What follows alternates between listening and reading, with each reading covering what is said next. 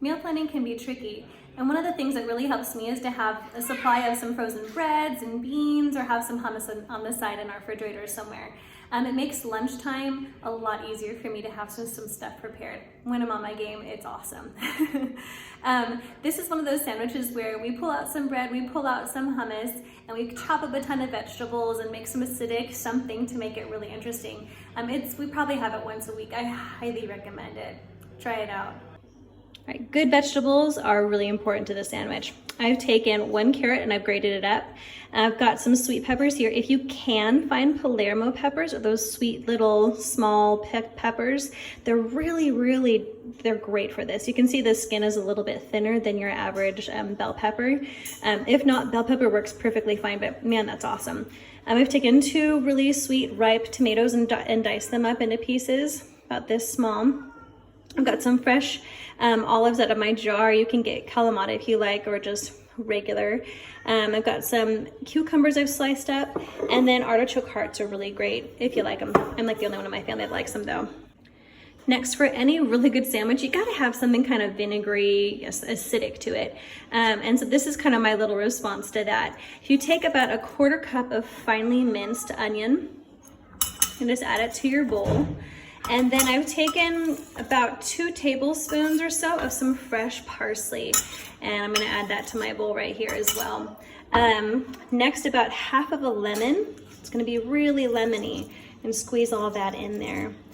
And then I'm going to take some salt, make sure I get some good salt in there. And then finally, I'm gonna put in some olive oil. My cats.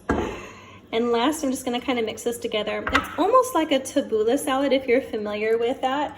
If not, check out the video. It's on Scratch Cooking here. And this will just provide something kind of smooth with the olive oil and vinegary, and those onions take on a really nice flavor when they've been salted and citrused like this. All right, so next we're gonna take some fresh homemade tortillas. Now these are pretty easy to make. I've got another video if you like, I'll link it in the description on the bottom of the video. They're really easy to put in the freezer and save, or they keep in the refrigerator for a good couple days as well. If you eat them within like the next 2 to 3 days, it's pretty good. I've got some homemade salsa, homemade hummus, and I recommend using that as well. It's got a lot more heartiness and better flavor than you get at the grocery store. Of course, if you're too pinched for time, you can get the store-bought stuff, but scratch is always better. So I'm just gonna assemble up my sandwich here. Get a little bit of vegetables and layer that up. I like to remember that this is like thinking calories, okay? I can't just do a few vegetables or else it's just not gonna be filling at all. I normally have 2 sandwiches, because gosh, it's like mostly vegetable, right? And that'll fill me up better. All right, just a tiny bit more of this, I think, on the top. And we're good. You can just roll it up and you can eat it like a taco. You can kind of make it look like a falafel sandwich if you wanted to. But here we are. Have a good lunch.